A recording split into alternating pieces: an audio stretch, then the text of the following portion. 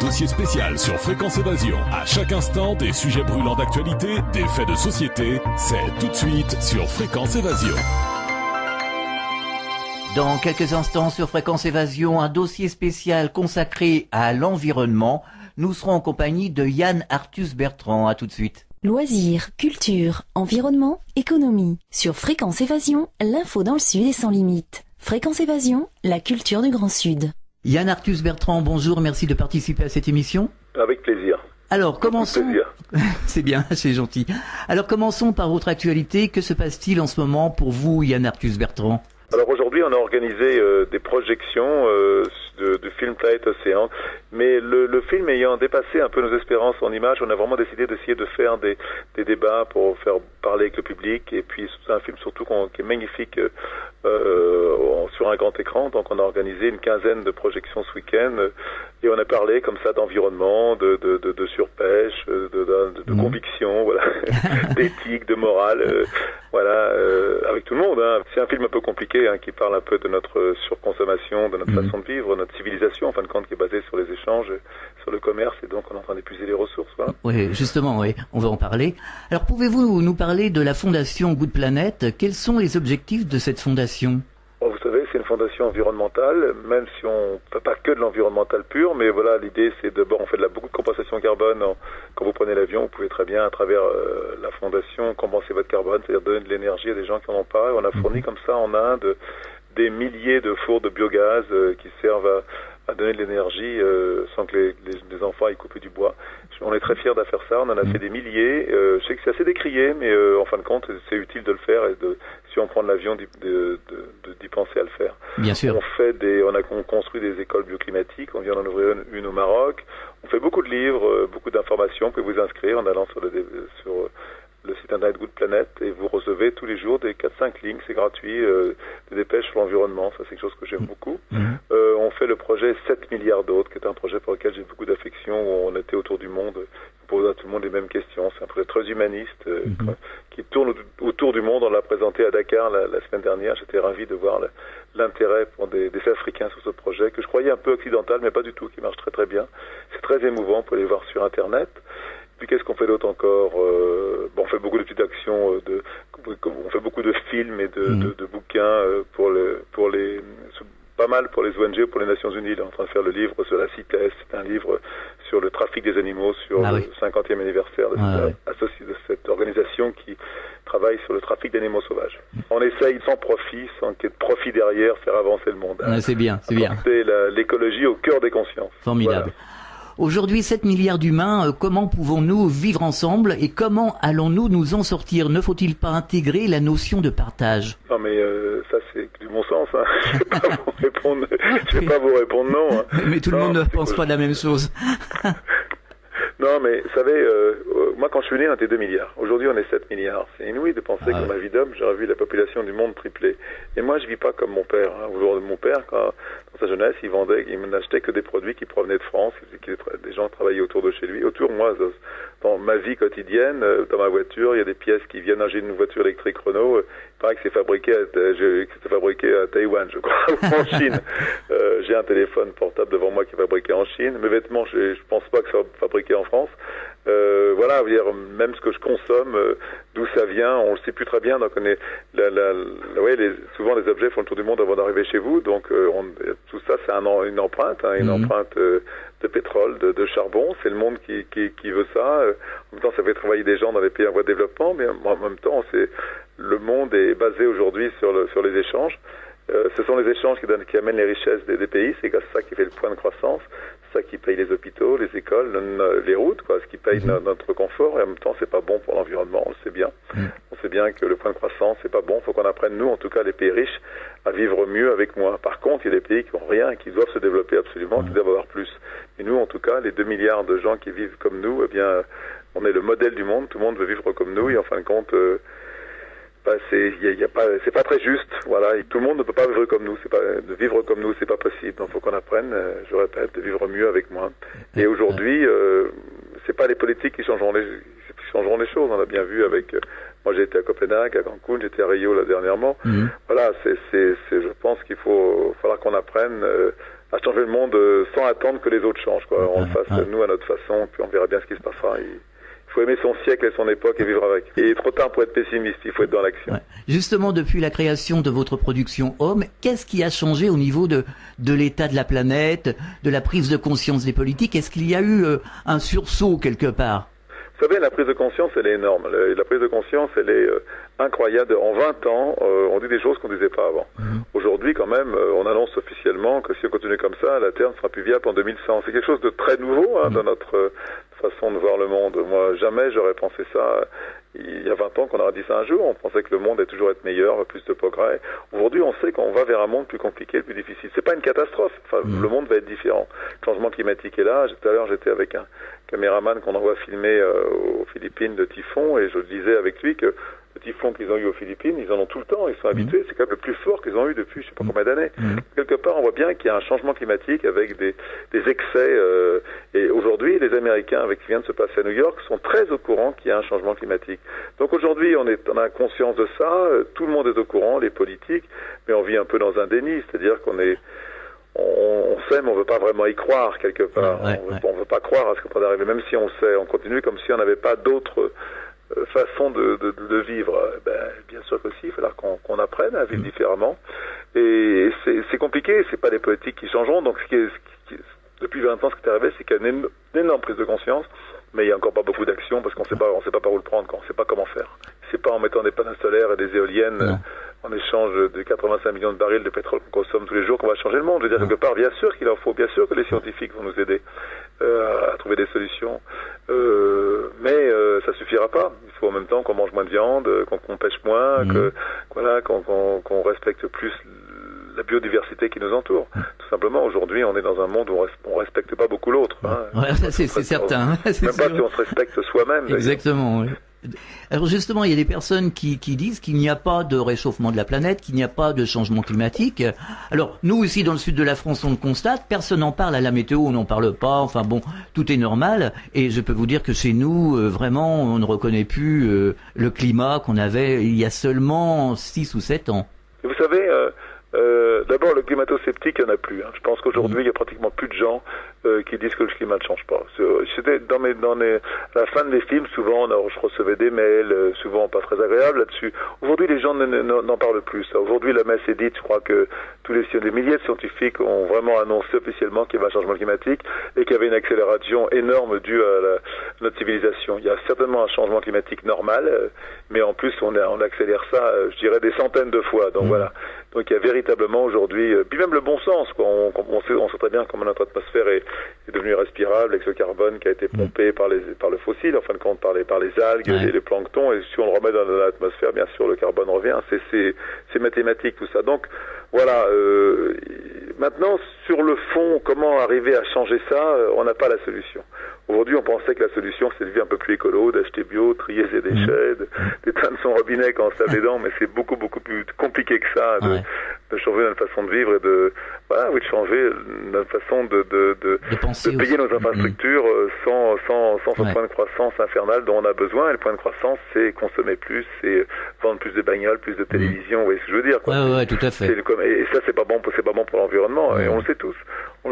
Et puis en même temps, le confort, c'est bien, de consommer, c'est bien, ça fait partie aussi d'envie qu'on peut avoir.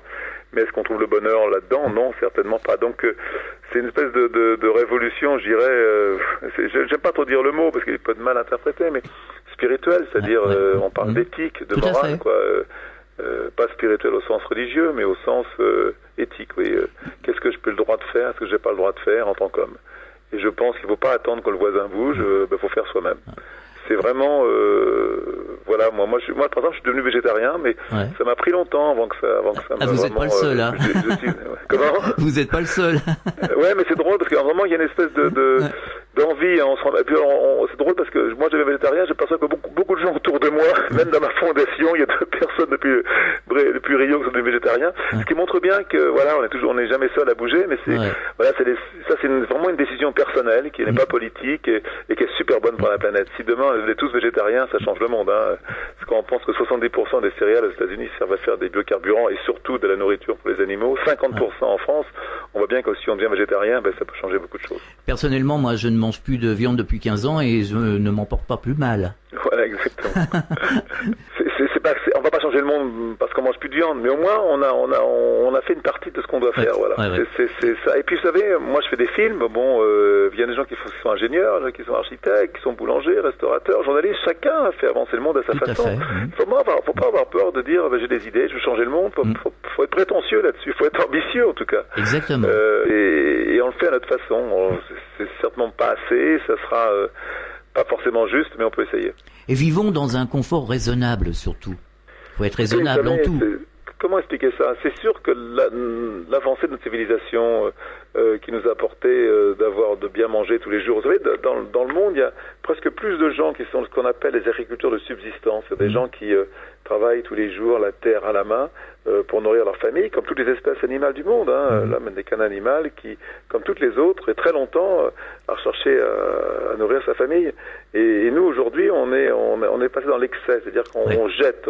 Je pense que rien que la nourriture qu'on jette pourrait nourrir des millions de gens. Il y a une espèce de c'est pas très moral tout ça. On parlait ce matin des poissons rejetés en mer, des poissons dans la mer du Nord, on dit qu'on jette 50% des poissons parce qu'il n'est pas de la bonne taille, parce qu'il est trop petit, parce que et qu'on rejette à la mer. Est-ce que c'est moral de pêcher des poissons, la vie, alors qu'on sait qu'en train de vider la mer, est-ce que c'est bien de rejeter de ces poissons morts? Non, voilà. Et on s'est un peu résigné à ça, quoi. On s'est un peu résigné à ce monde compliqué en se disant on peut rien faire. J'ai pas la solution, je l'ai pas.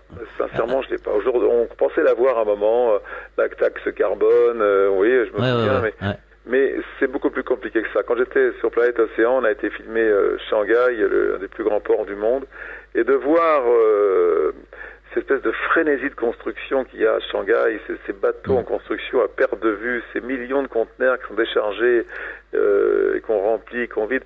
Je me dis, mais on va pas pouvoir arrêter ce truc-là, c'est pas possible. L'envie de consommer, l'envie d'avoir des Chinois, ils sont 1 milliard et quelques, de vivre comme nous, de vivre dans le confort, même mieux que nous. Voilà, on peut pas leur faire la leçon. Dossier spécial, on revient dans quelques instants. Radio Fréquence Évasion, le son de la Côte d'Azur. Fréquence Évasion vous donne l'écho du Grand Sud. Chaque jour, Fréquence Évasion est sur le terrain. De la Côte d'Azur au pays camarguais et languedocien, Fréquence Évasion vous fait vivre l'actualité du Grand Sud. Fréquence Évasion, www.fréquenceévasion.com. Partout dans le Grand Sud, Fréquence Évasion. Nous sommes de retour sur Fréquence Évasion, c'est toujours dossier spécial. Nous sommes toujours en compagnie de Yann Arthus-Bertrand.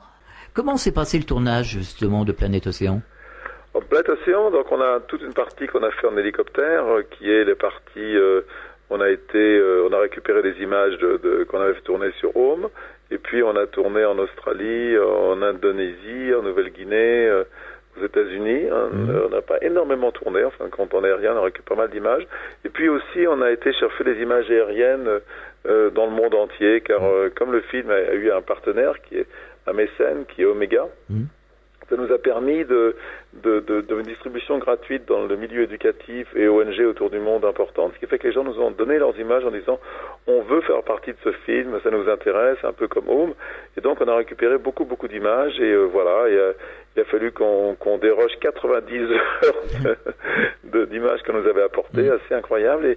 Et on a fait un film que j'aime beaucoup. Michael Pitio, qui est le co-réalisateur, a fait un texte que j'aime beaucoup, très humaniste sur je parle en tant que moi humanité. Je me dis je veux jamais pouvoir parler en disant que moi l'homme.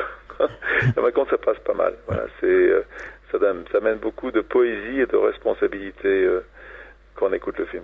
Alors revenons au monde animal. Est-ce que les animaux sont véritablement menacés, du moins certaines espèces? Et lesquelles? Non, mais c'est beaucoup plus compliqué que ça. C'est beaucoup plus simple. Vous savez, quand on parle de la biomasse des vertébrés, les vertébrés, la biomasse, c'est donc le poids des animaux sur la Terre. Je parle de la Terre, on ne parle pas de la mer. La biomasse des vertébrés sur la Terre. Les vertébrés, c'est quoi? Ce sont les oiseaux, les batraciens, les grenouilles, les reptiles, tous les serpents, puis les mammifères. Les mammifères, il y a nous, nos animaux domestiques, on élève les animaux sauvages. Bien, écoutez bien ce chiffre. La biomasse, aujourd'hui, totale des vertébrés sur la Terre, entre 96 et 98%, c'est l'homme et ses animaux domestiques. C'est-à-dire que tous les animaux sauvages du monde, les hérissons, les renards, les serpents, serpents, les grenouilles, tout ce que vous pouvez, les oiseaux.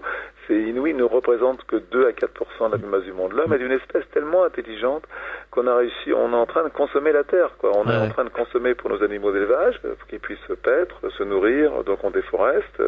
Et on vit mieux, quoi. C'est vrai que la viande, c'était quelque chose de bien à manger, mais il faut peut-être en manger raisonnablement. Oui. Puis dès qu'un pays riche, il veut manger de la viande, ce qui est normal, et il fait comme nous, donc ce qui fait qu'on est en train de consommer la terre. Moi, ce chiffre me sidère.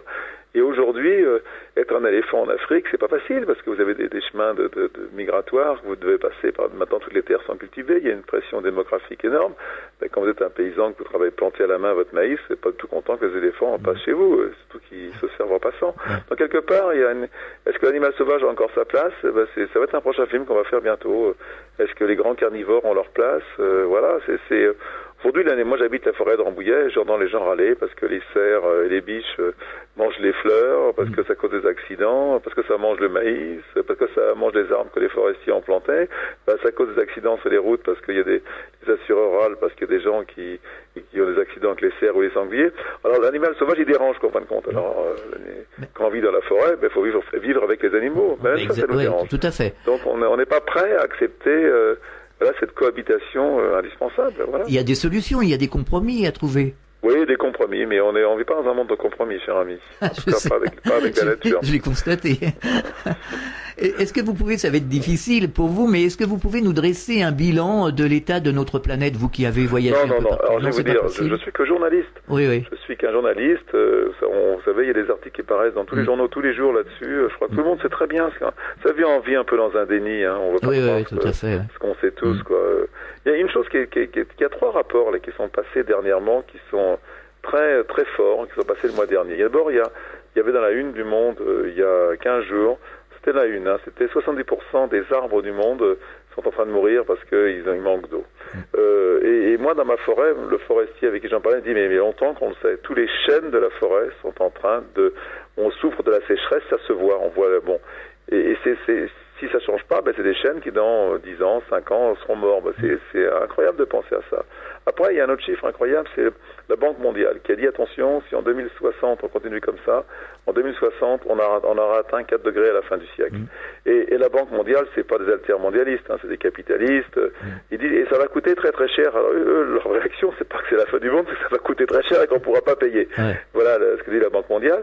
Mais en même temps, il y a un article qui est passé dans Nature, quelque chose de super inquiétant, ce sont 80 scientifiques du monde entier, des biologistes qui ont réfléchi sur ce qu'avait besoin de l'homme pour vivre, et ils ont fait une étude assez poussée, vérifiée, ils disent voilà, en 2100, ça continue comme ça, l'homme ne pourra plus vivre sur la Terre. C'est inouï de penser ça. Et ils disent à la fin de l'article, on n'a pas été inquiet parce qu'on a découvert, on a été terrifié. Et quand des scientifiques vous disent des choses pareilles, que 80 scientifiques le signent, c'est très inquiétant. On va dans un monde difficile, compliqué, et un nouveau monde, quoi. On va vers un monde inconnu, parce qu'on est 7 milliards à consommer les ressources de la Terre. Je ne sais pas dans quel sens on va le prendre, j'en sais rien. Et j'ai vraiment l'impression qu'on va revenir à la même chose, qu'il y a une vraie prise de conscience. Par la force des choses, par la force des choses. Et puis, je trouve qu'il y a une espèce de cynisme, scepticisme dans ces informations qu'on regarde un peu comme si on était, c'est comme ça, profitons-en, on verra ce qui se passera. C'est vraiment de cynisme, il y a un manque de générosité quand même, quelque part, de dire, on va laisser une planète aux autres, on s'en fout, on verra bien. Voilà, et il y a certainement un monde qui manque un petit peu de générosité. Ça, je trouve qu'on s'écoute pas assez, on s'aime pas assez, enfin, quelque part. Je trouve qu'on ne s'aime pas assez soi-même. C'est ça le problème. On n'est pas c'est un peu ridicule de dire ça à une nunuche. Hein, non, pas du tout. Hein. Je le crois un peu naïf et utopiste, mais je crois qu'on est dans un monde où c'est évident. C'est l'évidence. Oui, c'est bien.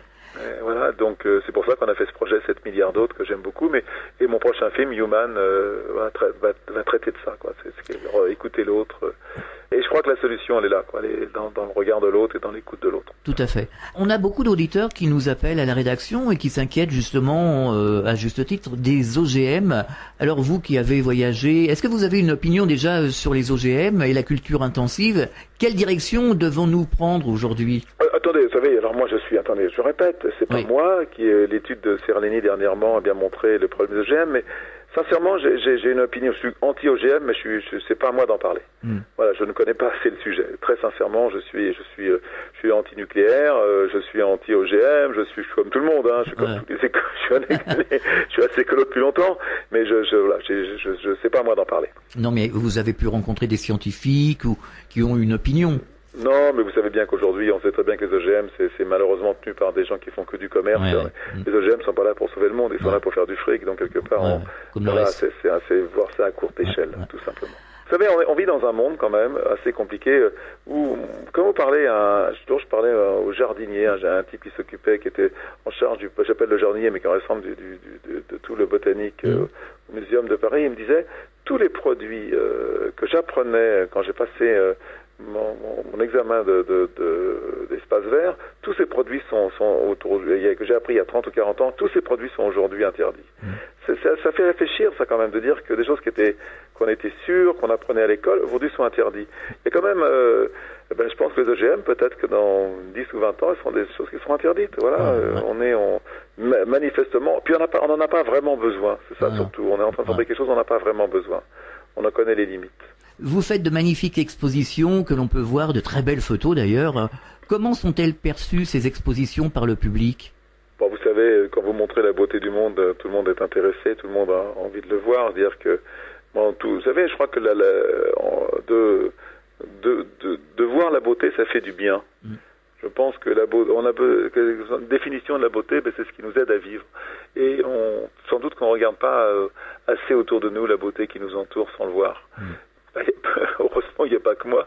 On est là pour révéler cette beauté parce que c'est notre métier, tout simplement. Et à travers la beauté, on parle de la fragilité de la Terre. Voilà, et ça devrait suffire pour nous faire réfléchir. Alors, quand vous parcourez le monde, qu'est-ce qui vous interpelle le plus ? Ou qu'est-ce qui vous a interpellé ? Vous savez, je suis d'abord quelqu'un de curieux, un journaliste, donc j'ai envie de comprendre un peu le monde. Moi, je parle beaucoup avec les scientifiques, je prépare nos reportages, j'ai envie de voir, de ramener des images un peu différentes. Est-ce que c'est important ? Est-ce que c'est pas un peu futile ? J'en sais rien, mais en tout cas, c'est mon métier. Et puis, à travers, ce qui m'intéresse, c'est toujours de rattacher la beauté du monde à un problème. Moi, je pars demain pour mon prochain film, par exemple, filmer Angkor, et on va en Cambodge.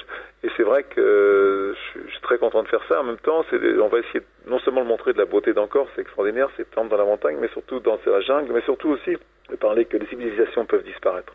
Voilà, donc c'est un peu une réflexion sur notre civilisation quand on va filmer Angkor. Donc toujours à travers mes images, c'est de le ramener à l'homme. Alors inutile de vous demander si vous avez des projets, mais quels sont-ils ces projets ? Écoutez, on a un projet... on va préparer une émission pour la télévision française, j'espère pour France Télé, en tout cas sur les ONG. C'est bien parti, sur tous les gens dans le monde qui changent. Moi, je pense qu'agir rend heureux. Je voudrais montrer ce bonheur. Voilà. Je pense que les émissions sur les gens qui aiment, des émissions qui font du bien. Donc on prépare ça. On prépare une émission sur la Méditerranée. C'est vivre un peu ensemble, toute cette civilisation. C'est très intéressant. Ça a été proposé par France Télévisions, mais c'est un projet qui me passionne. En fin de compte, c'est l'autre rive en face, c'est chez moi quelque part. Voilà, c'était partagé. Puis la Méditerranée, c'est vraiment le naissance de toutes ces religions, la civilisation qui est devenue la civilisation occidentale qui dirige le monde quelque part aujourd'hui.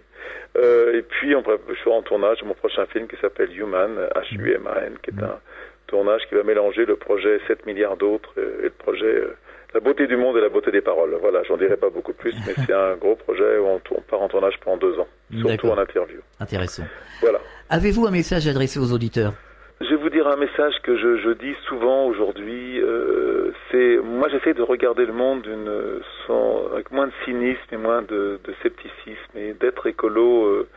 Je l'ai dit un petit peu tout à l'heure, c'est d'aimer la vie, de se respecter, d'aimer les animaux, d'aimer les arbres, d'aimer soi-même, et puis surtout d'aimer les autres. C'est pour ça que je vous dis à tous très tendrement, avec les gens de ma fondation, ce qu'on vous aime. Voilà. Alors rappelons l'adresse de votre site internet.